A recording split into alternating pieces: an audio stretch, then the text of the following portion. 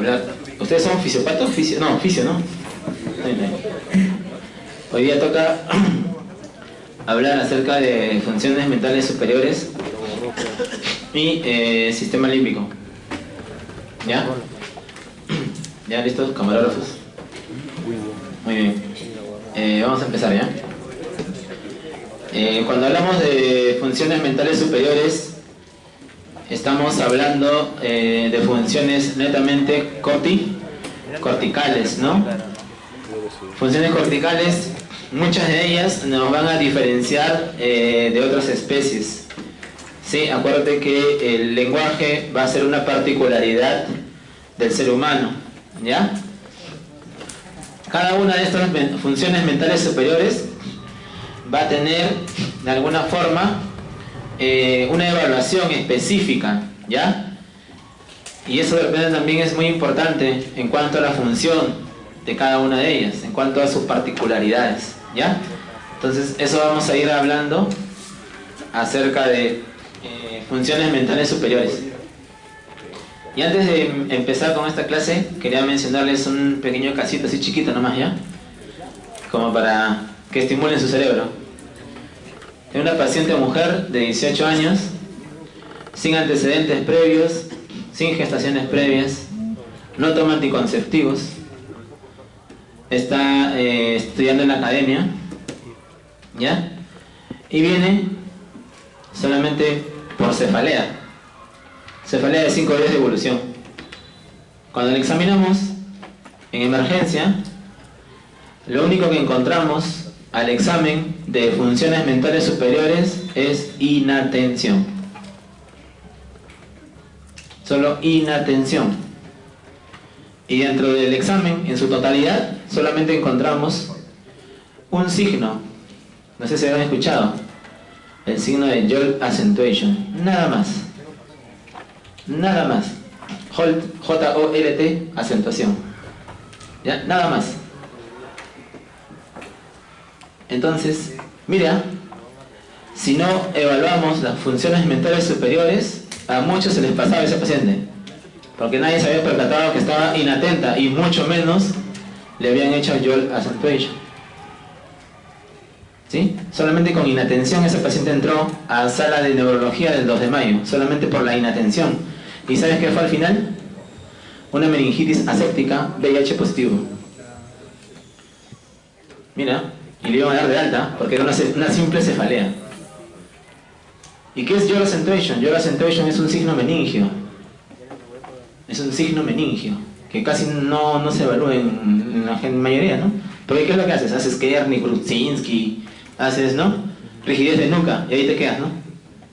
Pero Jolt Accentuation es más específico en algunos casos, en algunos pacientes, ¿ya? Entonces mira, solo con inatención, eso es lo que vamos a hablar, ¿eh? Funciones mentales superiores. Y te voy a dar algunos tips para que sepas cómo evaluar. Muy bien. La base neuroanatómica de las funciones mentales, hace muchos años, ¿no? Brodmann, en Alemania, trató de cuantificar estas áreas, ¿no?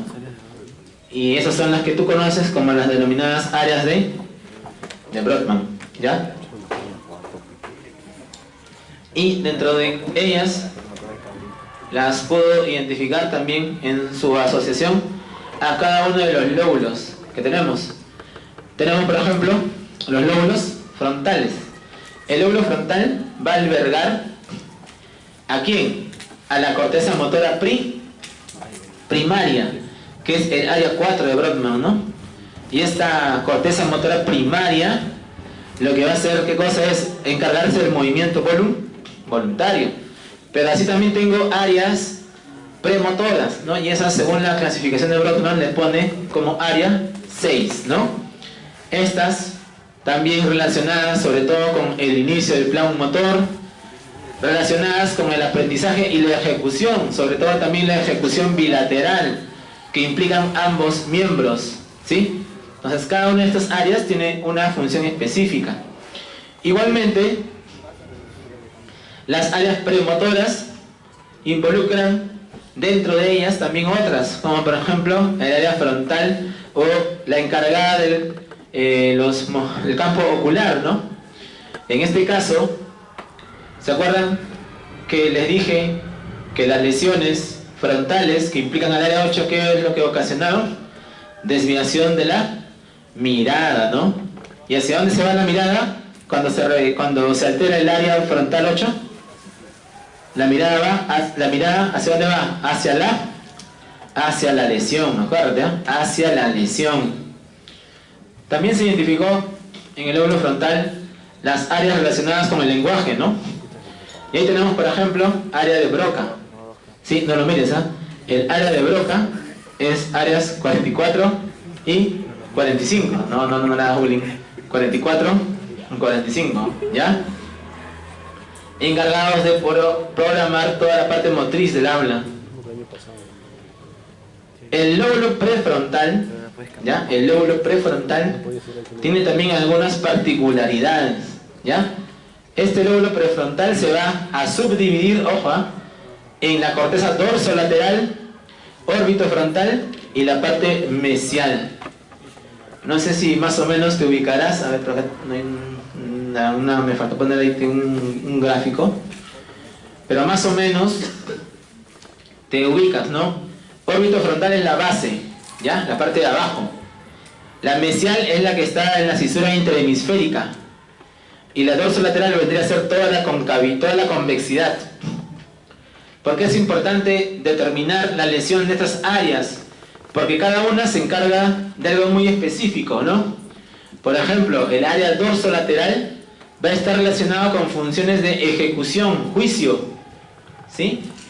¿Cómo crees que evaluamos el juicio en un paciente? Con preguntas sencillas, ¿no? Tú le dices, señora, ¿qué haces si empiezas a ver humo en la habitación? ¿Cuál sería la respuesta lógica, no? ¿Cuál sería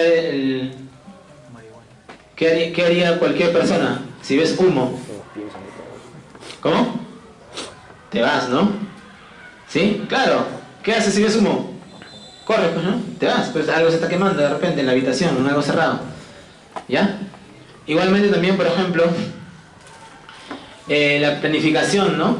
¿Sí? Todo esto es en dorso lateral. Orbitofrontal, acuérdate, ¿eh?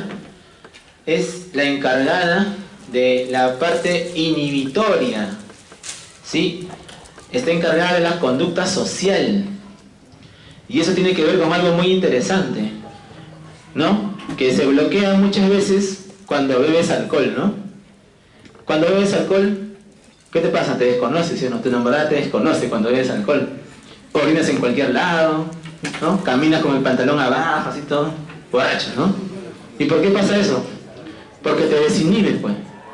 ¿Qué se desinhiben? Esas regiones corticales, ¿sí? Por eso que orinas en cualquier lado, ¿no?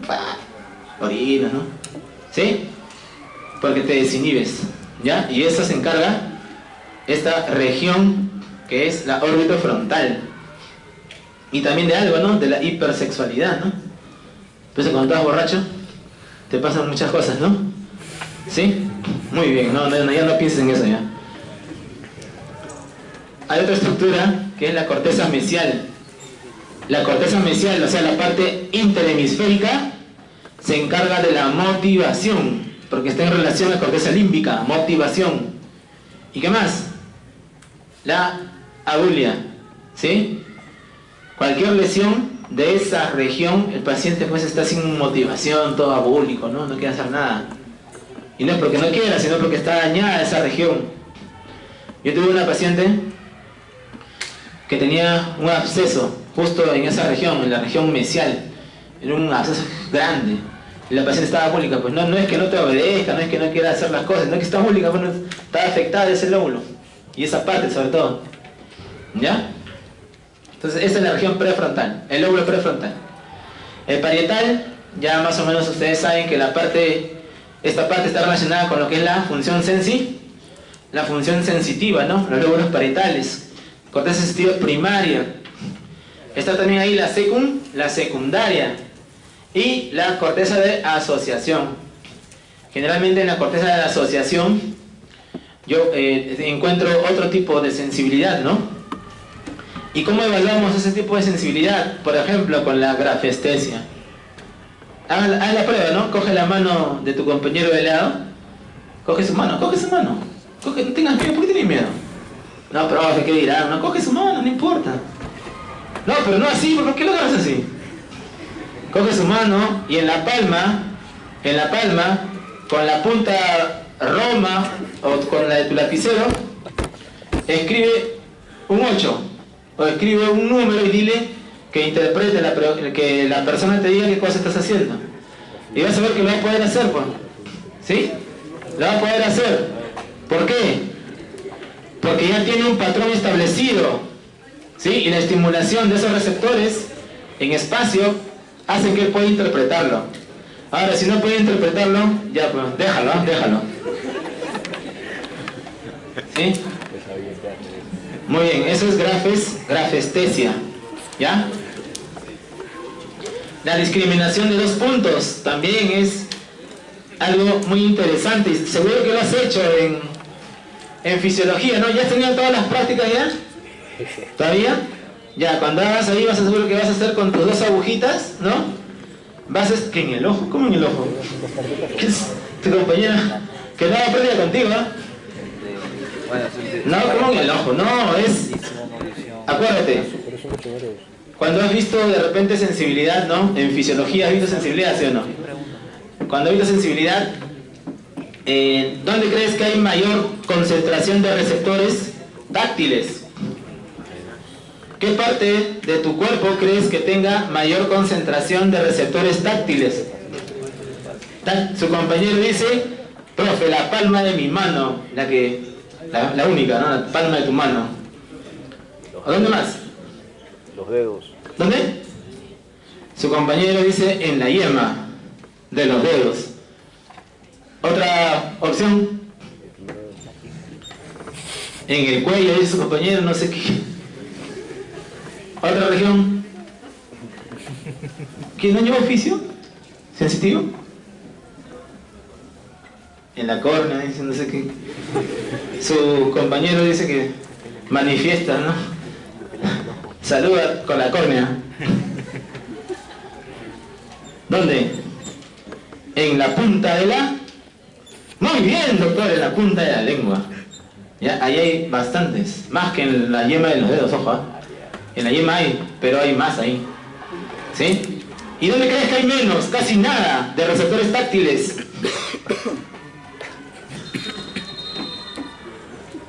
Pregunta, doctor. Cuando tú quieres manifestar tu cariño hacia tu enamorada que está a tu izquierda, ¿qué es lo que haces? ¿La abrazas, sí o no? ¿Sí? ¿Le tocas la mejilla con qué? Con la mano, no con la espalda, ¿sí o no? Porque en la espalda tenemos menos cantidad, pues, de receptores táctiles. ¿Sí? Entonces, ¿en qué se basa esto? La discriminación se basa en la cantidad de receptores. Si yo tengo mayor cantidad en mis dedos que en mi espalda, 2 puntos separados, 2 agujitas separadas 5 milímetros, yo las percibo como dos puntos, porque tengo bastantes receptores que las van a captar. ¿Sí? En cambio, en la espalda, esa misma separación se percibe como 1. Incluso tú puedes tener 2 estímulos separados, incluso 5 centímetros, ¿eh? 2 agujas separadas 5 centímetros, y tocan la espalda de tu compañero o tu compañera, vas a sentir 1, porque solamente hay pocos receptores. Estás dentro del campo de un receptor. Haz la prueba, mira. Coge 2 lapiceros, sácale el polo a tu compañero o a tu compañera, y en la espalda, ¿no? Haz ese procedimiento y pregúntale cuánto siente. Va a sentir 1. ¿Sí? Va a sentir 1. ¿Por qué? Porque hay pocos receptores en la espalda. ¿Ya? No le claves el lapicero, o sea, solo es sentir nada más. ¿Ya? Muy bien. Luego, en el lóbulo parietal hay algo que diferenciar, y eso es muy importante. Lo hablamos, creo, en una de las clases anteriores, que es la dominancia. Generalmente, tu hemisferio dominante, ¿cuál es? No es tu enamorada, tu hemisferio dominante, ¿cuál es? El izquierdo, ¿no? En aproximadamente un 95% es el izquierdo.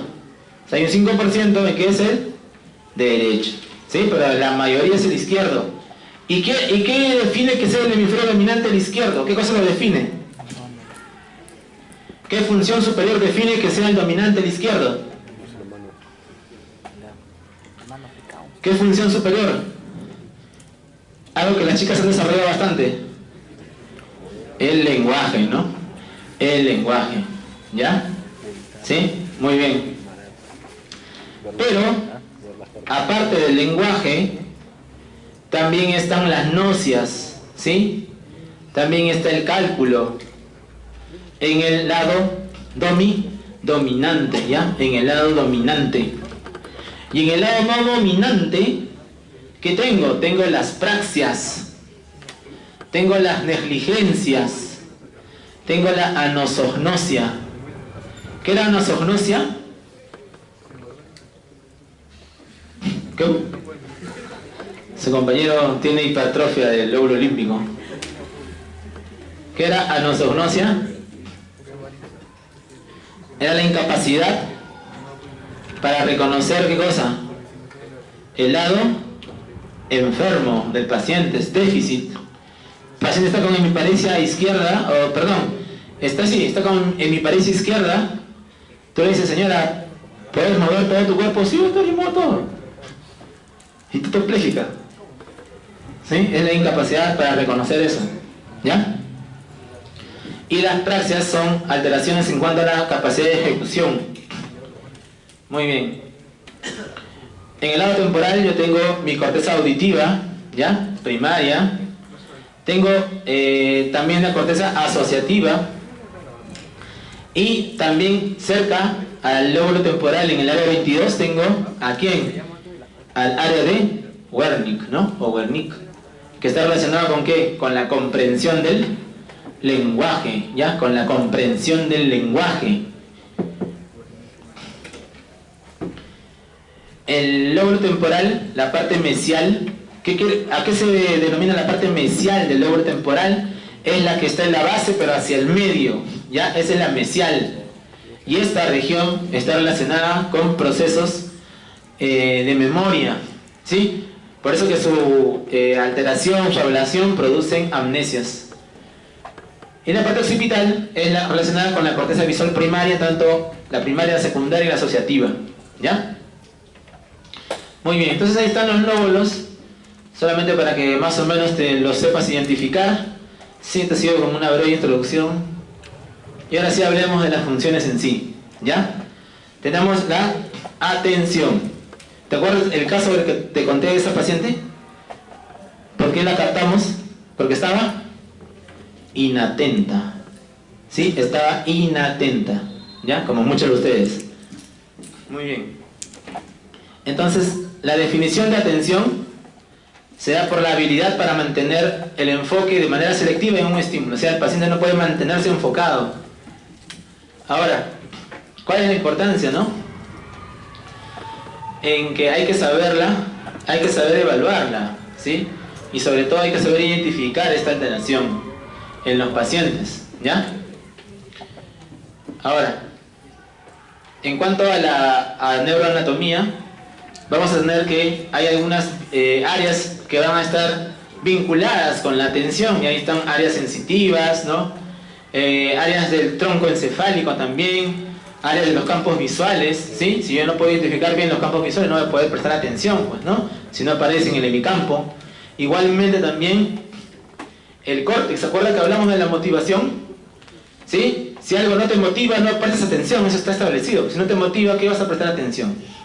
¿Sí? Si no te motiva tu enamorada, ¿tú crees que vas a prestar atención? Nada, ¿sí o no? Muy bien. Y algunos núcleos basales como el estriado o el tálamo, que van a mantener tanto la conciencia como también, ya están reclamándole, como el estriado, que va a ser el modulador, ¿sí? Acuérdense, la motivación es importante, sin motivación no se aprende tampoco, ¿sí? Muy bien. La evaluación, miren, la evaluación es bien sencilla. Lo que hacemos, ¿ya? Es la repetición de números, ¿sí? O también lo que hacemos es que el paciente ejecute sumas o restas. Aparte que evaluamos el cálculo, también vemos su atención, porque tiene que estar concentrado, atento en lo que está haciendo para poder realizarlo. ¿En qué más? ¿Cómo también podemos evaluar esto? Una forma bien sencilla que está en el test de Moca es decirle al paciente que aplauda cada vez que escucha la letra A. Es algo más sencillo todavía. Tú comienzas a decirle cualquier letra y él tiene que aplaudir cuando escuche la letra A. Más de 2 errores, está inatento. ¿Sí? Muy bien. Y ahí está lo que te decía, ¿no? Miren, le puedes hacer repetir números, ¿no? Le puedes hacer repetir a la inversa. Le dices, a ver señor, escuche, 1, 4, 3. A ver, repítelo en forma inversa. 3, 4, 1. Ah, ya. Y así. Esto es una parte del test de Moca. Y está la repetición de números, que es una forma de evaluarlo. Está lo que te dije, mira. Le vas mencionando, le vas dando letras y él tiene que aplaudir cuando escuche la letra A. ¿Sí? O también las restas. Generalmente lo que usamos siempre es las restas de 7, porque son las más yucas, pues, ¿no? Te apuesto que te digo que restes y te vas a equivocar en las del 7. Ahora, si ves que el paciente por ahí no te queda claro, hazlo restar de 3 en 3. Del 20 hacia atrás. También puedes evaluar con la resta de 3 o la resta de 7. No seas vivo en la resta de 5, eso es más fácil, la de 5, ¿no? ¿Ya? Muy bien. Entonces la atención también tiene que ver con los hemisferios. ¿Por qué? Porque esta está basada en lo que les dije hace rato. ¿En qué lóbulo crees que se va a concentrar la atención? O sea, ¿qué alteración de algún lóbulo te puede causar una alteración en la atención? Sobre todo en la frontal, no el prefrontal, pues ese es el que está también fijando, ¿ya? Ahora, algunas manifestaciones de esta alteración de la atención se denominan la anosognosia, la que te dije, ¿no? La que ignora, no se da cuenta de su déficit. Pacientes como hemiparesia no te dicen que están hemiparéticos, te dicen que están bien, que el índice de alta. ¿O qué más? La heminegligencia visoespacial. Y eso es bien, de repente, práctico, ¿no? Mira, te das cuenta en esa imagen, la imagen con las rayas negras. Si te das cuenta, esto es izquierdo y esto es derecho. ¿Ya? Si te das cuenta, el lado derecho, frontal derecho, lo que hace es mantener la atención en ambos hemicampos. En los dos hemicampos. Tu lado derecho te mantiene atento en los dos hemicampos. En cambio, tu lado izquierdo, prefrontal, frontal, solamente mantiene en un lado, que es en el lado derecho. Entonces, si yo tengo un paciente infartado aquí, pregunta, ¿qué hemicampo va a obviar? Mira, se infarta aquí, ya no hay quien. ¿Qué cosa? Claro, va a tener una negligencia visoespacial, va a obviar su hemicampo izquierdo, y no es porque no lo vea, sí lo ve, pero no le presta atención. O sea, sí lo ve, pero no le presta atención. Y eso es bien fácil, ¿eh? Nosotros, o al menos lo que les enseñamos a los R's menores, es a evaluar bien esta parte, ¿no? Y es algo bien sencillo, y a veces la gente se burla de nosotros, ¿no? Vamos a la emergencia y estamos gritando, o sea, estamos haciéndolo en voz alta para que el paciente pueda hacerlo. Entonces, imagínate, si alguien tiene un infarto en este lado, en el lado no dominante, ¿sí? En el lado derecho no dominante, lo que va a obviar va a ser, ¿qué cosa? El lado izquierdo, ¿sí? Su lado izquierdo lo va a obviar. Entonces, algo muy sencillo que hacemos es lo siguiente, ¿no? Préstame tu mano izquierda. Le decimos al paciente, señor, ¿de quién es esta mano? Mira, parece chistoso, ¿no? Y en la emergencia lo hacemos, gritamos, señor, ¿de quién es esta mano? No te dice mía. ¿Por qué? Porque está inatento en ese lado. O sea, lo ve, pero no le presta atención. Para él no existe este lado. Pero si yo le digo, señor, ¿de quién es esta mano? Es mía. ¿Sí? Ahora, si él tócala. No, la mano, toca tu mano, no la mía. Si él toca, ya ese es otro tipo. Ahí sí, él se da cuenta que es de él. ¿Sí? ¿Se entendió, no? Eso es la heminegligencia visoespacial. ¿Ya? Muy bien. Y también te puedes dar cuenta al momento que le haces copiar. Cuando le haces copiar también, ¿no? Miren esos gráficos, ¿no? Hechos por ustedes a mano. Y miren, te digo copia y haces esto, miren. ¿Te das cuenta que está obviando, no? Igual aquí, obvia, todo su lado izquierdo. ¿Ya? También es una forma de evaluar. Muy bien. Ahora sí, hablamos de algo más interesante, el lenguaje. ¿Sí? El lenguaje va a ser la función cortical prácticamente que nos diferencia de todos los animales, ¿no? Mediante este mecanismo podemos expresar todas nuestras ideas, todos nuestros símbolos, todas las cosas que queramos para poder interrelacionarnos también. Ahora, cosas importantes del lenguaje va a ser la fonación, la vocalización, ¿sí? Si tú no vocalizas bien, no vas a poder ser capaz de poder transmitir un mensaje. Igualmente la articulación de la palabra, la gramática, ¿sí? Todas esas partes van a ser importantes para poder tener un adecuado lenguaje, ¿ya? Porque ¿hay o no hay diferencia cuando yo te digo, ven aquí, a decirte, ven aquí? ¿Hay diferencia o no? ¿Transmiten lo mismo o no? ¿No? ¿Cuál ha sido la diferencia? La entonación, ¿no? ¿Sí? Miren, el mismo mensaje, ven aquí, de acuerdo, cambia conforme tú le das una entonación. Miren todas las variedades que puede existir, ¿no? O como la clásica, ¿no? La clásica de las chicas, tenemos que hablar. Yo cuando escucho eso de cortijo, me da... Ese tenemos que hablar es muy vago, ¿no? Porque implica muchas cosas, ¿no? Tenemos que hablar, ¿pero de qué? Es una frase que... no, muy típica de las mujeres, ¿no? Tenemos que hablar, ¿no? Seguro que alguna vez las han escuchado, ¿no?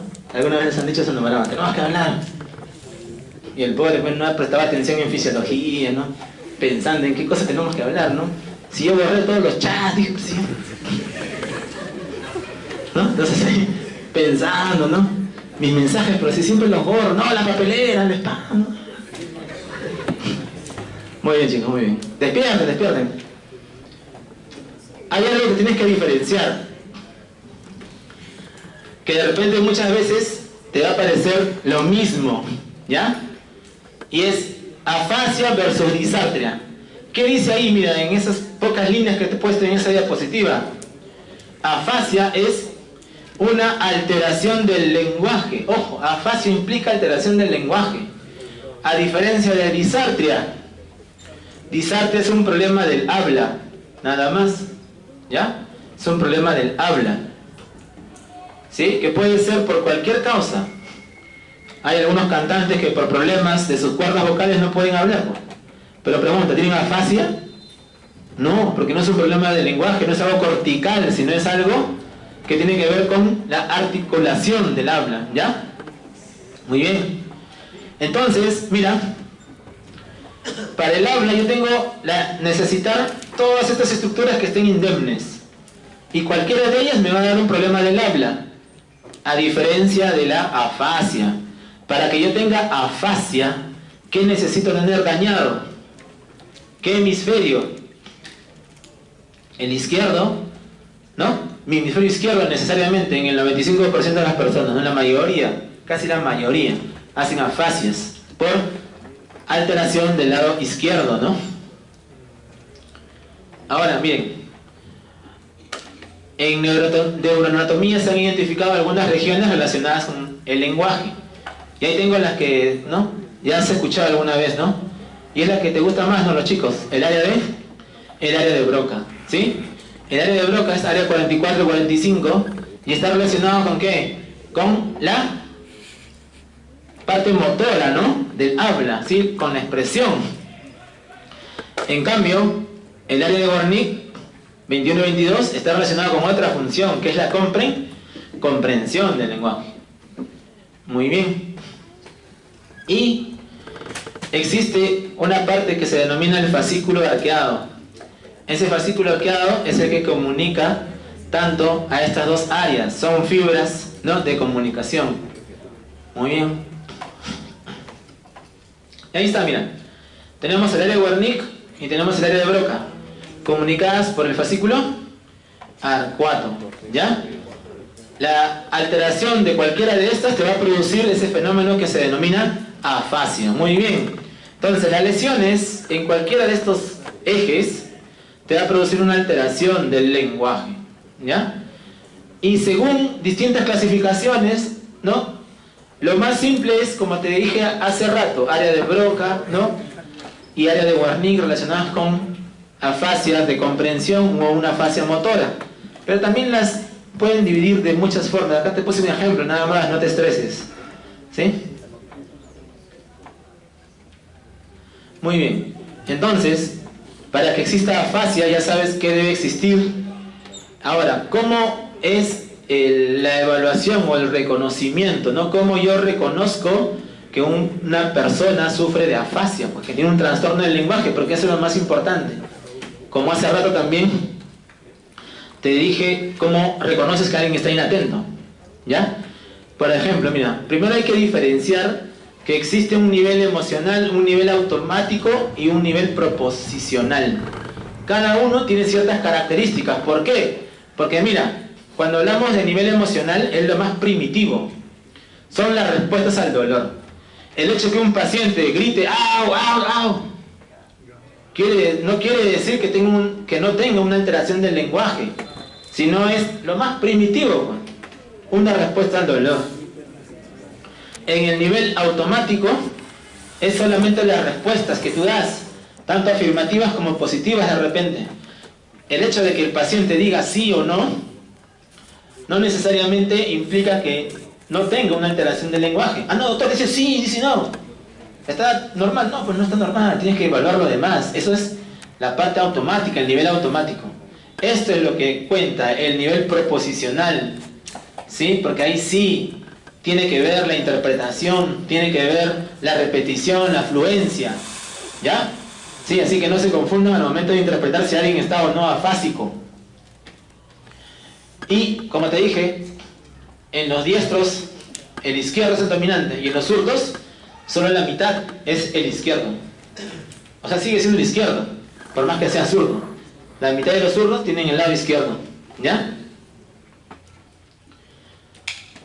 Muy bien, y estas son las categorías que entran a la evaluación del lenguaje, ¿ya? Solamente para que tengas el tip necesario, para que puedas evaluar bien a alguien, nunca te olvides que en los trastornos del lenguaje se afecta en la gran mayoría la nominación. Por eso es que... Préstame tu lapicero. Préstame eso, por favor. Por eso es que siempre decimos o le preguntamos al paciente: ¿qué es esto? Un lápiz. ¿Qué es esto? Un reloj. Listo. 2. El hecho de acertar a 2 ya implica que está íntegro la nominación. Ojo, nominar las cosas. Un paciente con afasia no nomina. Te dice, tú le preguntas, ¿qué es eso? ¿Qué es esto? Y te dice, eso es para el cuaderno. Sí, para el cuaderno. No, ese es para hacer notas. No, y así está. O sea, no te dice qué cosa es. Te puede dar de repente características, pero no te dice qué cosa es. Ya, algo tan simple. ¿Sí? En la mayoría se afecta la nominación. Y en la mayoría se afecta la escritura, el dictado. Díctale, ¿no? Díctale una oración cualquiera, ya, mi mamá me mima, ya, díctale, pues. Y si no se te ocurre otra oración, díctale algo. Y vas a ver que va a tener dificultad para poder plasmarlo en escritura, porque tiene un trastorno del lenguaje. ¿Sí? Con esas dos no hay pierde, ¿ya? Con esas dos no hay pierde en cuanto a toda la evaluación que podemos hacer del lenguaje. La fluencia, entonces, también la tenemos que evaluar. La fluencia es la capacidad de poder decir, ¿no?, varias palabras, conjunto de oraciones. Ahora, esto no se evalúa, ojo, ¿ah? El hecho de decir buenos días, de repente en algunos casos pueden repetir, no es algo que implique fluencia, sino, por ejemplo, lo que yo estoy haciendo, expresando varias oraciones en un momento determinado. Eso es la fluencia del lenguaje, ¿ya? Te puede insultar incluso, ¿ah? No, oye, no tiene afasia, no tiene afasia. No, pues esa es una expresión, ¿no? Es como decir, ouch, ¿sí? En la fluencia también evaluamos las parafrases o los neologismos, ¿ya? El neologismo implica decir palabras que no existen, ¿no? Crear palabras, ¿ya? Y las parafrases solamente es sustituirlas. Sustituir, por ejemplo, en una letra, ¿no? Pala, en vez de decir para de repente, ¿no? Hace una parafrase, sustituye ahí. O crea palabras que no existen, pues, ¿no? En el momento de estar expresando algo. Entonces, eso tienes que tenerlo en cuenta. Influencia. Normalmente decimos, mira, por minuto la cantidad de palabras que tiene que decir una persona.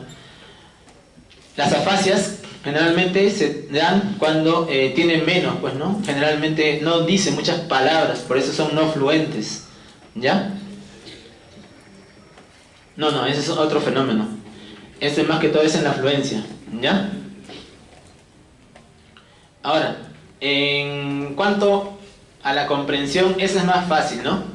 En la comprensión tú le das órdenes nada más. Las órdenes más clásicas que tenemos así que todo paciente nos las puede decir, o perdón, ejecutar, es, señor, cierra los ojos, cierra la boca. Y lo tiene que hacer, es algo muy sencillo. Cierra los ojos y abre la boca. Eso implica comprensión, ¿sí? O algunas preguntas, ¿no? ¿Usted qué es? ¿Hombre o mujer? Se tiene que responder, porque tiene que primero analizar dos opciones, ¿sí? Y tiene que decir una, la respuesta, ¿ya? En la nominación ya les dije, mira, cualquier cosa puedes darle para nominar al paciente. ¿Sí? Lo que tengas a la mano le das, ¿ya? No le vas a dar cosas raras, pues, ¿no? Que no haya visto nunca, ¿no? Ahorita no le vas a dar, pues, no sé, uno de tus aparatos, esos, ¿no? No te va a decir de repente qué cosa es. Dale cosas que sí son comunes, ¿ya? Igualmente también le puedes decir que en un minuto, ¿no?, te diga, no sé, que te diga todas las palabras que él conoce con la letra P. Alguien con la integridad del lenguaje tiene que decirte mínimo más de 11 palabras con P en un minuto. Me das la prueba, si no es 11, cuídate, ¿eh? ¿Ya? La repetición también, generalmente usamos frases establecidas, ¿ya? Que son un poquito difíciles de repetir. Por ejemplo, ahí está la que está ahí, ¿no? Ni síes, ni ies, ni peros, ¿ya? Ni síes, ni ies, ni peros. En escritura, ya saben, ¿cuáles eran las dos cosas que siempre se alteraban? Nominación y la escritura. No hay pierde con esas dos, ¿eh? Si te olvidas de evaluar fluencia, nunca olvides de evaluar nominación y escritura. Y la lectura, ¿no? Ahí entra, por ejemplo, ya la lectura en voz alta, que siga comandos escritos, o la alexia, ¿no? Que es la incapacidad, ¿no? Para poder darle sentido a lo que estás leyendo. Ahora, las afasias, ¿no? En grandes rasgos son las que ya te he puesto ahí y las que ya te he mencionado, ¿no? Tenemos la afasia de Broca, que es la no fluente. Entiende, pero no habla. Te entiende, pero... Ahí tengo un video, ojalá que se pueda ver. Entiende, pero no habla. Típico paciente, ¿ah? Te entiende, pero no habla, no. Comienza a balbucear, dice cualquier cosa. Y llora porque no puede expresarlo, pues. Wernicke es la fluente. Él no entiende, pero comienza a hablar, no papartea, dice cosas sin sentido. No lo toques, no tiene la fase de Broca. Muy bien. La de conducción, que implica daño del fascículo arcuato. Y la anómica. La anómica se ha visto también en daños de la ínsula, ¿ya? He tenido algunos pacientes con alteraciones, infartos de la ínsula, por ahí, y han cursado con afasia anómica. Y ahí está, pues, las áreas centrales involucradas en el lenguaje, pero también hay las que se conocen como afasias transcorticales. Solamente para que los diferencies, es neuroanatómicamente la localización. ¿Por qué? Porque en las otras afasias te puse acá está, mira. En las que ya conoces, Wernicke, conducción, anómica, Broca, se dañan estas estructuras que son irrigadas por qué arteria, la arteria cerebral media, ¿ya? La arteria cerebral media. En cambio, en los otros tipos, en las transcorticales, son áreas por fuera de estas, que también generan afasia. O sea, por ejemplo, tengo una alteración grande en el milóbulo prefrontal, puede tener afasia. Tengo una alteración grande en mi lóbulo parietal, bien posterior, también puede tener una afasia. Y esas se llaman las transcorticales, ¿ya? Las transcorticales.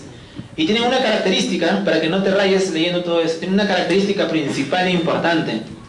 Está preservada la repetición, ¿ya? Paciente con afasia transcortical está preservada su repetición, repite las cosas, sí repite, ¿ya? A diferencia de las otras. Ahí está, mira.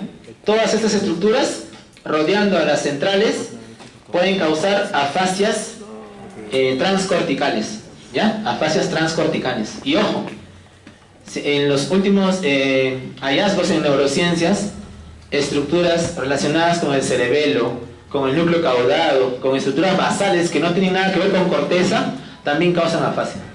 Ya, solo para que tengas conocimiento de eso y no te engañen. Muy bien. Y es un cuadro que lo saqué de un librillo, está abajo, ¿no? Igual, las afasias más comunes.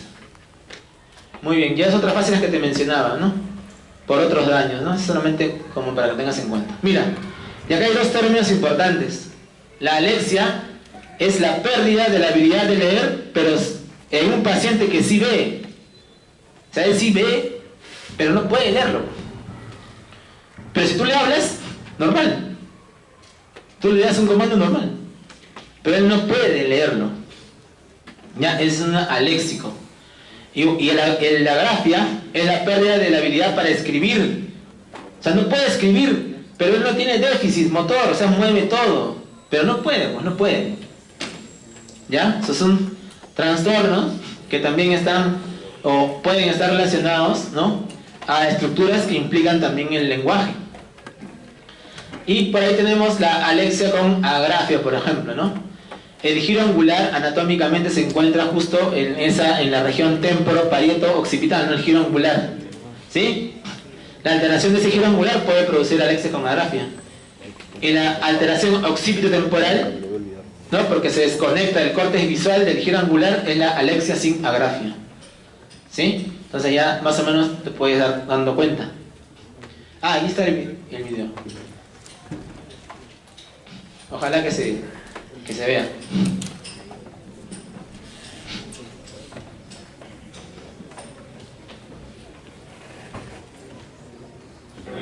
¿Cuál es su nombre completo? ¿Cuál es mío? ¿Cuál? ¿Dónde se encuentra ahorita? ¿Qué cosa me pongo? Ya. ¿Con qué me pongo? No se preocupe. ¿Sabe usted qué fecha es hoy? No sé. No sabe la fecha, no se preocupe. Ya. ¿Cómo se llama esto? ¿Cómo se llama esto? Lo espero. ¿Ah? Lo espero. ¿Para qué sirve? No sé, ¿qué cosa me voy a tomar? ¿Qué cosa me Ya, voy a tomar? no se preocupe. ¿Cómo se llama esto? ¿Cómo se llama? No sé bien, tío. No sabe bien. ¿Para qué sirve? ¿Para qué sirve? ¿Qué cosa espero? Ya, no se preocupe. Sí, levante su mano izquierda. ¿Dónde? Ya. Levante su mano derecha.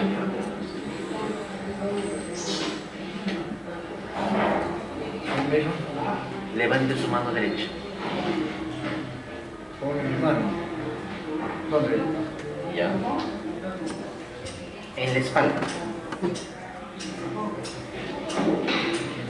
No entiende bien. ¿No entiende bien? Sí, no. No se preocupe. Repita conmigo. Carpeta, pelota, árbol. Ya. Repitan. Carpeta, ¿Ah? Sí, sí, le entiendo, sí, le entiendo. Pelota. Claro, pelota sí también no me da. Ok. Árbol. Repita usted. Carpeta, pelota, árbol. Repítalo. Carpeta, pelota, árbol. Pero ¿dónde lo ponen? Ya, no se preocupe. ¿Listo? ¿Vieron, no? Algunos quedaron dormidos, pero ¿vieron? ¿Sí? Creo que si no lo ves, no de un paciente, no crees que sucede, ¿no? ¿Has visto?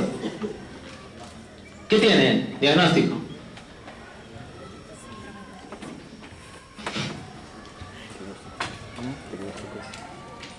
Pregunta, ¿nominó? ¿No? ¿Viste, no? Lo que hace, el que está ahí es uno de mis asistentes. Está evaluando paciente la afasia de ese paciente. Y viste, ¿no? Le enseñó el lapicero y le enseñó el reloj, lo que yo he hecho con su compañera, ¿no? Que no está fásica su compañera. Sí me contestó bien. ¿Sí? Pregunta, ¿contestó? ¿Repitió? ¿Repitió? Hay cierto grado de fluencia, ¿no? Porque por ahí dijo una oración el Señor, ¿no? ¿Esto para qué es? Algo así, ¿no? ¿Esto para qué es? No, algo así, quiso... No, sí entiendo, dijo algo así, ¿no? Dentro de todo su trastorno, dijo algo de que esto no entiendo, estoy sintiendo, algo así quiso decir, ¿no? Pero ¿se entendía o no lo que él decía? En algunos momentos de la evaluación, ¿se entendía lo que él decía? Por ahí algunas cosas no entendíamos, ¿no? Pero por ahí sí salieron oraciones, ¿ah? Por ahí dijo pelota, ¿sí? ¿Dónde creen que está la mayor alteración en ese paciente? ¿En Wernicke o en Broca? ¿Por qué? Ah? ¿Por qué les parece Wernicke? Porque se le dieron órdenes y no hizo ni una. Pero sí puede producir lenguaje entendible por algunos momentos, ¿no? Sí, dijo algunas cosas, ¿no? Pelota, por ahí dijo, ¿no? Mi brazo, ¿qué voy a hacer con mi brazo? Dijo algo así, ¿no? ¿No? Entonces, este paciente tenía una afasia de Wernicke, ¿ya? Una afasia de Wernicke. Paciente con un stroke, ya un stroke cardioembólico, ¿ya? El émbolo se ve ido justo para ese lado, ¿ya? Bueno, la memoria y el aprendizaje también están muy íntimamente relacionados, ¿sí? ¿Por qué? Porque el aprendizaje es la habilidad para adquirir nueva información y la memoria es para que lo que yo ya adquirí, ¿no?, sea perseverante y además yo pueda evocarlo, ¿sí? Yo pueda evocarlo, porque si ya lo fijé, tengo que tener la capacidad de evocarlo, ¿no? Y eso le va a pasar a muchos de ustedes cuando entren al internado, ¿no? Yo les apuesto que el primer día del internado van a sentir que no saben nada. Así, ¿eh? Vas a llegar y ¿qué hago acá? ¿No? O cuando tengas tu primera guardia vas a sentir que no sabes nada. Pero cuando te des cuenta, comienza a fluir, ¿no? Tu memoria. Oye, sí, esto me dijo el doctor Chipán. Ah, pasa en Wernicke. Ah, ¿verdad? ¿No? Comienza a venir, ¿no? Tu flashback comienza a venir, ¿no? Y ahí recién tienes fe en ti, ¿no? De algo sirvió, ¿no? Llevar 3 veces fisiopato, 2 veces fisiología. De algo sirvió, ¿no? Ah, claro. Porque ¿qué es lo que estás haciendo? Estás evocando lo que ya has guardado. Por ahí estará guardado, yo sé que por ahí está guardado, ¿ya? Y va a salir en el internado, ahí va a salir todo. Y en algunos saldrá más que en otros, ¿no? Pero va a salir algo. Muy bien. El proceso de memoria entonces involucra codificación, involucra almacenamiento, evocación, ¿ya? Y todo esto va a estar relacionado también con el sistema límbico, ojo, ¿eh? Y la memoria la podemos clasificar también de acuerdo al tiempo, ¿sí? Puede ser una memoria instantánea, una memoria inmediata, intermedia y una tardía. Y también otra clasificación, ¿no?, a corto plazo, a largo plazo, ¿ya? Y ahí están los dos tipos de memoria. La que me interesa, o la que generalmente vemos en alteraciones, son las memorias de trabajo, las a largo plazo, las semánticas y las episódicas, ¿sí? Semántica implica, ¿qué cosa? El hecho de saber el significado, saber qué cosas son los objetos. ¿no? La episódica es el cuándo, el dónde. O sea, yo sé cuándo sucedió esto, dónde, en dónde estuve en ese momento, ¿sí? Por ejemplo, si te preguntan qué estuviste haciendo cuando no sé, cuando se derrumbaron las Torres Gemelas. ¿Te acuerdas qué estuviste haciendo? Pero si te pregunto qué estuviste haciendo en Navidad del año pasado, de repente sí te acuerdas, ¿no? Porque hay momentos que fijan eso, pues. Cosas que te han pasado a ti, que van a fijar y vas a saber qué cosa pasó en ese momento porque lo fijas, ¿ya? Muy bien, entonces, ahí están, ¿no? Los tipos de memoria que ya te dije, ¿no? Me interesa la a corto plazo de trabajo, las declarativas, el saber qué, y las reflexivas, saber cómo, ¿ya? Y la memoria, en cuanto a las estructuras anatómicas involucradas con la memoria, ¿no? Tenemos, por ejemplo, lóbulo temporal, corteza frontal, el hipocampo, ¿ya? El hipocampo, la amígdala, los tálamos, el hipotálamo. El hipocampo es una estructura que se parece mucho a ¿qué cosa? Ah, claro, ya te acordaste, ¿no? El neuronato, ¿no? El caballito de mar, ¿no? El hipocampo, ¿ya? Ahora, este hipocampo se encuentra justo en la superficie medial del lóbulo temporal y ahí se va a almacenar y recuperar información, ¿sí? Almacena y recupera información y está relacionado con la amnesia retrógrada, ¿ya? La amnesia retrógrada, ¿sí? O sea, tú te acuerdas, de repente si sufres ablación de los hipocampos, vas a recordar tu vida pasada de repente, pero lo que te pase de ahora en adelante, eso no vas a poder fijarlo, ¿ya? Y ahí están, ¿no? Algunas de estas estructuras, no sé qué es eso. La memoria está también relacionada con esta, mira. Esta memoria de trabajo o memoria operacional es la que tú aplicas generalmente. Por ejemplo, si yo te digo, a ver, repite carpeta, pelota, árbol. Carpeta, pelota, árbol. Fijas carpeta, pelota, árbol, pero te apuesto que después de unos 10 minutos ya lo olvidaste, ¿ya? Sí, porque solamente es en un rato, en un momento, ¿ya? Igual, ¿no? La procedimental, mira.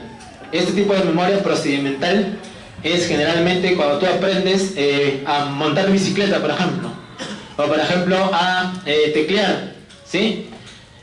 Con habilidades motoras está relacionada. Y la episódica y la semántica ya te las dije, ¿no? En algún momento de tu vida, el cuándo y el dónde, la episódica, cuándo y dónde. La semántica, qué cosa es, ¿no? El qué cosa es eso. El saber que un caballo, qué cosa es, ¿no? El saber de repente qué cosa es un reloj, todas esas cosas, ¿ya? Para evaluar cálculo, va a depender del grado de instrucción y sobre todo vamos a ver que está involucrado el giro angular, pero del lóbulo dominante, ¿sí? Cuando veamos cálculo, puedes hacer las restas del 100 menos 7 o puedes hacer las restas del 20 menos 3, ¿ya? Cualquiera de las dos. 100 menos 7 o 20 menos 3, ¿ya? Y en el test de Moca está el cálculo, pues aquí. En esta parte está el cálculo, ¿ya? La agnosia. La agnosia implica que tengas tú la incapacidad, ¿no? Para conocer, para comprender el significado de las cosas, ¿no? La importancia que tiene un estímulo, sea cual sea. O sea, tú lo ves, pero no puedes saber, no reconoces qué cosa es. Pero sí puedes ver porque tu vía visual está intacta, ¿ya? Entonces yo tengo, por ejemplo, la agrafestesia. Eso implica lo que tú no puedas reconocer, lo que te dije hace rato, ¿no? Que por ejemplo en la palma de la mano de tu compañero de al lado escribe un número. Hazle que cierre los ojos y vas a ver que él va a poder identificar ese número. Porque la integridad está a nivel parietal del lado domi. Claro. Entonces, ¿qué es lo que va a suceder? El paciente no va a poder reconocer en el lado dominante porque la parietal derecha es la que está involucrada, ¿sí? Y el otro es, por ejemplo, este término que se denomina prosopagnosia. La prosopagnosia es la incapacidad para reconocer los rostros, ¿sí? Y eso es por una alteración de la región basal temporooccipital inferomedial, la parte basal temporooccipital. Ya no reconoce los rostros. Mira, ¿sí? Entonces, ¿qué cosa? ¿El cerebro de qué se vale para reconocer un rostro? Hay algo particular en tu rostro que fija el sistema nervioso para poder reconocerlos. ¿Qué cosa crees que es? Su compañero dice la nariz. Hay algo que les da una cierta peculiaridad. Es la ceja. Ya, depílate y vas a ver si te reconocen. ¿Te apuesta? Despila a tu compañero y vas a ver si lo reconocen al día siguiente. No, alumno nuevo, alumno nuevo. Traslado. ¿Ya? Y la autotopagnosia es la incapacidad, no identifica partes de su propio cuerpo. ¿Ya? Así como la agnosia digital, no puede numerar con sus dedos, con su propio cuerpo, o sea, no va a reconocerlo. ¿Ya? Eso generalmente relacionado con las alteraciones, ¿no?, de estas estructuras. Las agnosias. Ahora, la anosognosia, ya te dije, ya no reconoce el déficit, eso ya lo sabes. Ahora vienen las apraxias. Todo lo demás fue agnosia. Ahora vienen las apraxias, ¿ya?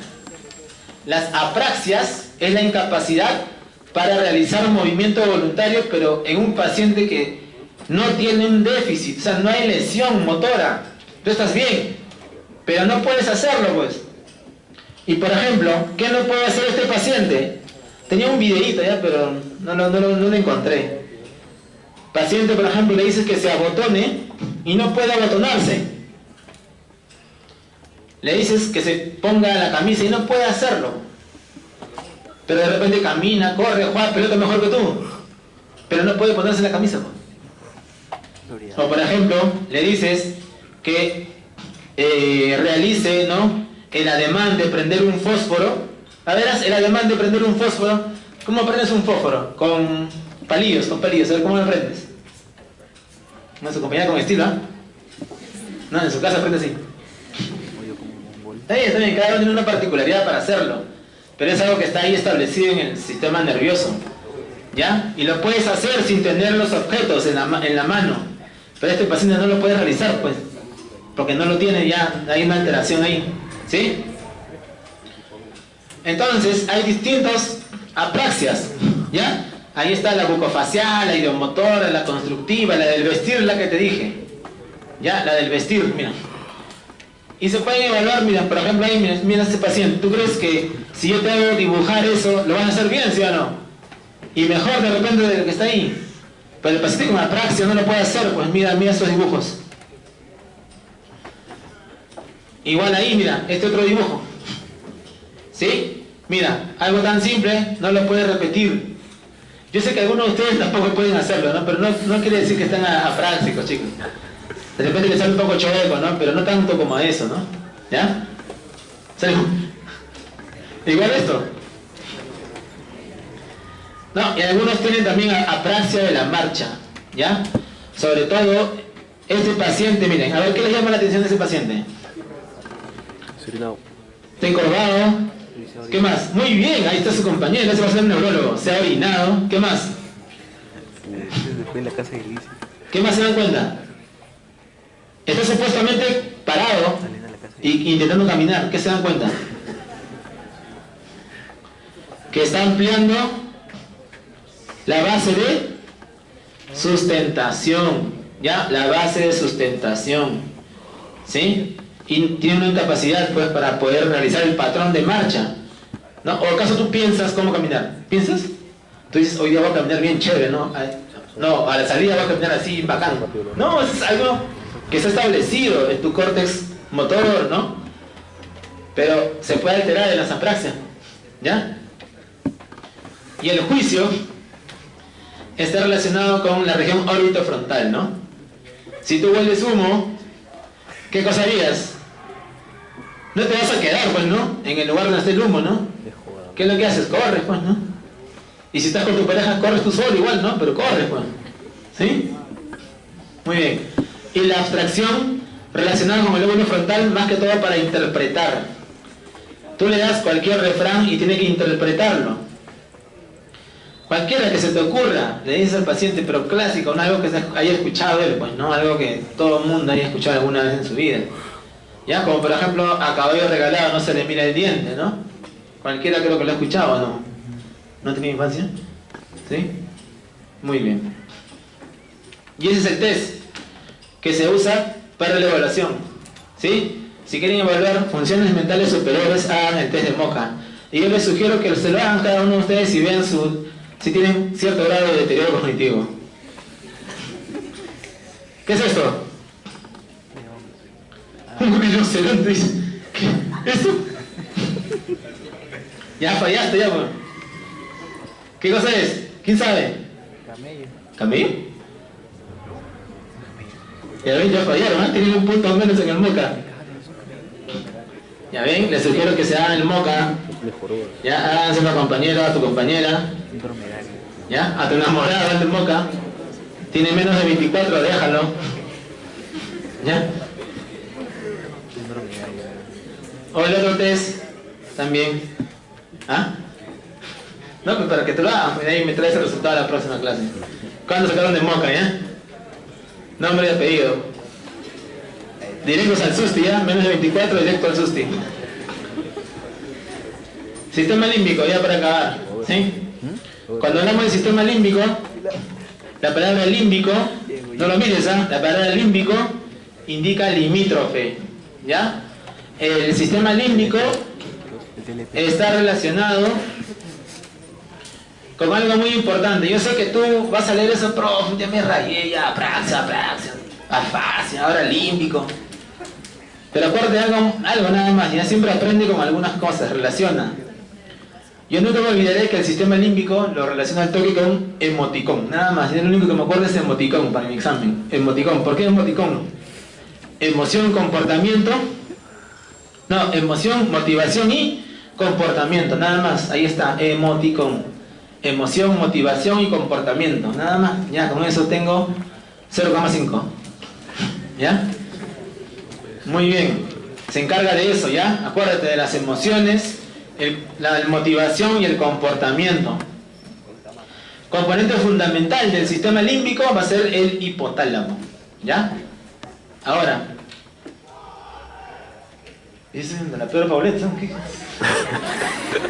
Han venido a jugar, ya. Mira, todas esas expresiones, ¿no? Prácticamente están relacionadas con nuestro sistema límbico, ¿ya? Ahora, todo este complejo está interconectado.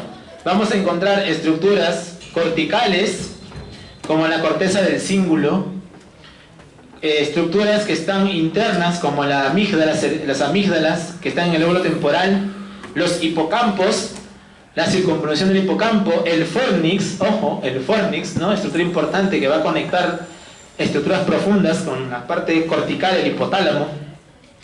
Todas ellas van a configurar al sistema límbico, ¿ya?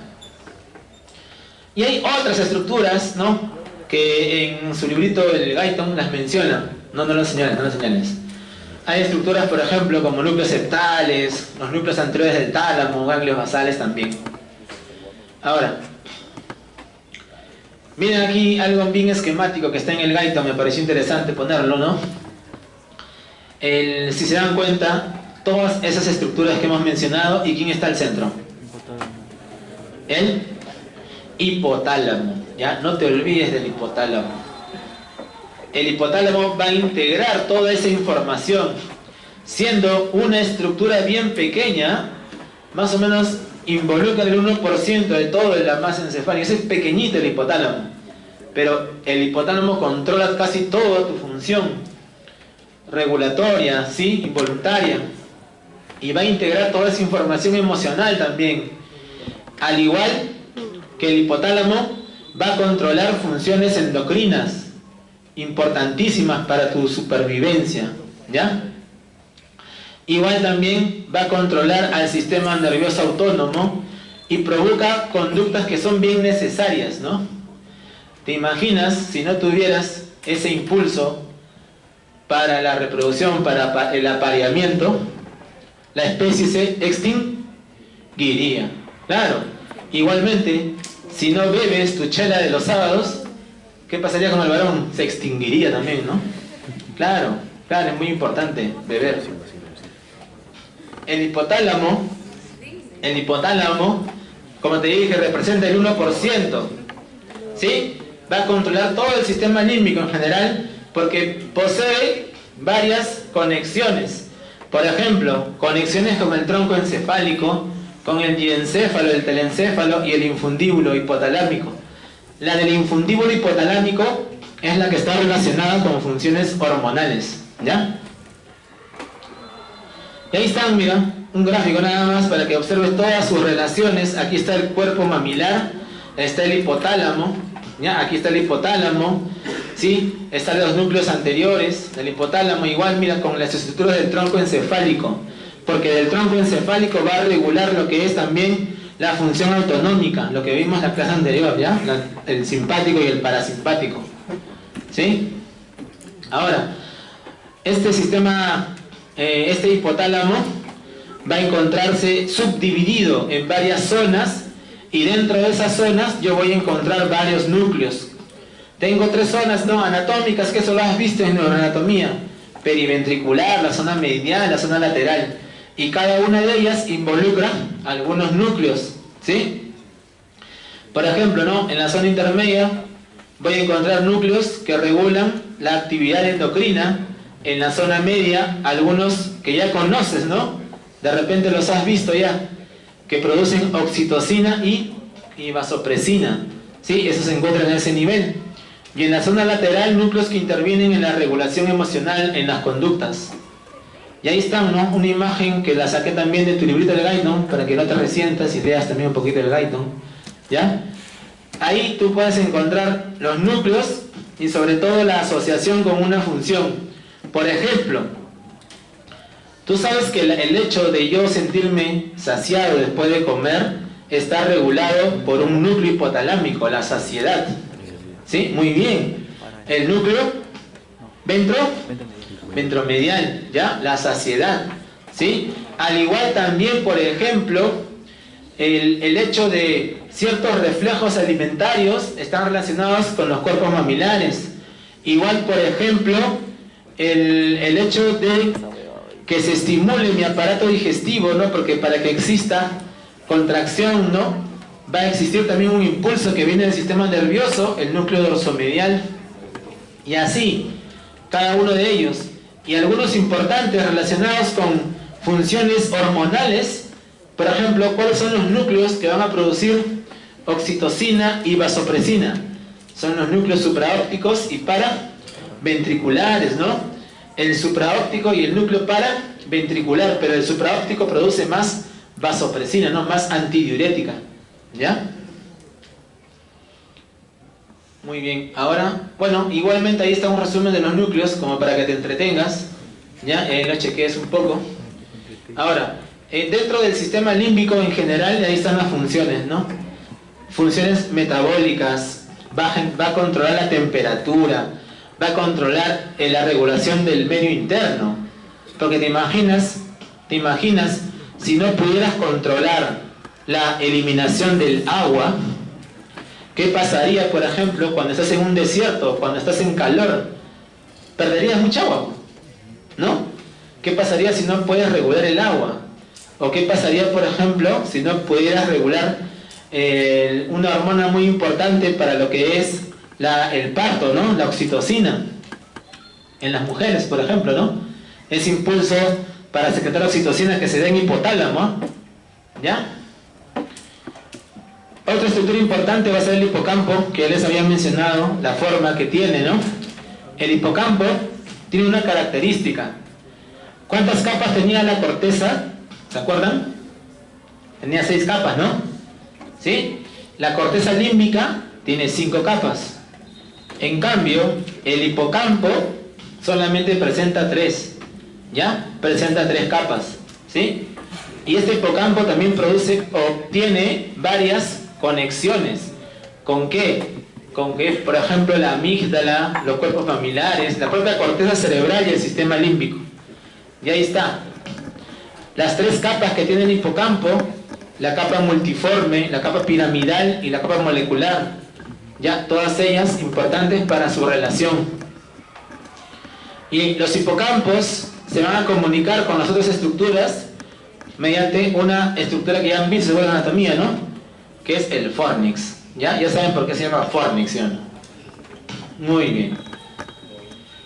Ahora, la experiencia sensitiva va a activar al hipocampo, ¿no? Y el hipocampo en sí también se va a relacionar o va a emitir referencias con el hipotálamo. Igualmente, también se ha visto en monos, ¿no? La estimulación del hipocampo va a producir ciertos patrones de comportamiento, ¿ya? Ahora, la extirpación del hipocampo, acuérdate que todo experimento se hace en animales, ¿ya? Y el más cercano en este caso en cuanto al desarrollo de estas estructuras es el monito, ¿ya? Entonces al monito le han extirpado los hipocampos, ¿no? Y se ve que hay alteración de memoria, sobre todo, ¿ya? Amnesia anterógrada. Entonces, el hipocampo va a ser una estructura importante porque gracias a ella vamos a poder darle ese impulso para traducir la memoria de corto plazo ¿en qué? En memoria a largo plazo, ¿ya? El hipocampo, sin hipocampo no vamos a poder consolidar. Eso tenganlo en cuenta, no va a haber consolidación, por eso que no puedes generar más recuerdo, ¿sí? Claro, no puedes va a generar más recuerdo porque no hay quien te dé ese impulso para consolidar, para formar nuevas sinapsis, ¿ya? Y para finalizar, la amígdala también tiene una relación importante con este sistema, ¿sí? ¿Por qué? Porque va a estar relacionada con ciertos comportamientos, va a emitir, ¿no? Ciertas relaciones con la neocorteza y sobre todo con estas estructuras que hemos mencionado. Ahora, en sí, la amígdala va a estar relacionada con otros tipos de sensaciones, ¿no? Como por ejemplo la cólera, la ira, sensaciones de castigo, sensaciones de recompensa, ¿sí? Hay ciertas cosas que a ti de repente de niño te recompensaban, ¿no? De repente por ahí te ponían ¿no? Tu papá te recompensaba, ¿no? Te compraba tu carro, ¿no? ¿Sí? O por ejemplo, si tú tocabas, no sé, pues, te llevabas de viaje, ¿no? A Disney, cosas así, o sea, conductas de recompensa, ¿no? ¿Sí? Como también conductas que implican castigo, ¿no? ¿Qué pasaba, por ejemplo, si tú venías, ¿no? Con, no sé, puras D nada más, ¿no? ¿Quién era la que te ponía el parche? ¿Tu papá o tu mamá? Tu mamá, ¿no? Te depilaba la patilla, ¿no? ¿Sí? Te quedaba sin patilla, ¿no? Claro, ¿sí? Muy bien, entonces conductas así ya están relacionadas con eso. Ahora, el temor, el miedo, ojo. ¿El miedo tú crees que sea una sensación importante? Claro, ¿no? ¿Qué harías si no tuvieras miedo, por ejemplo, no? No estudiaría para nada. Nos extinguiríamos, ¿no? Sin miedo, ¿no? El miedo es muy importante, ¿ah? ¿Ya? Igual también está relacionado con actividades, ¿no? De índole sexual. ¿Ya? No lo mires, ¿ah? ¿Sí? Con este tipo de actividades. Muy bien. Ahora, ahí están, ¿no? Grafiquito. En algunos monitos también se ha visto que se ve este síndrome por la extirpación de las amígdalas, ¿sí? El síndrome de Kluver-Bucy. Generalmente, ¿qué es lo que trae como consecuencia esto? Que el animal carece de temor, ¿no? Tiene mucha curiosidad, olvida. Y sobre todo, no lo mires, ¿ah? Se mete todo a la boca, ¿ya? Y tiene un impulso sexual fuerte, no lo mires, ¿ah? ¿Sí? Muy bien. Sí, entonces la amígdala también va a tener un papel importante, ¿sí? Porque va a preparar respuestas de comportamiento, porque esta también va a estar en relación con el medio que nos rodea, ¿no? Ciertos comportamientos de acuerdo al medio que nos rodea. ¿Sí? Ahí está. Y para acabar, la corteza límbica, que ya te dije algo muy importante, es una córtex de asociación. Tiene, a diferencia de las otras, menos capas, ¿no? Tiene solamente 5, ¿no? Acuérdate, 6 la corteza, 5 la límbica y 3 el hipocampo.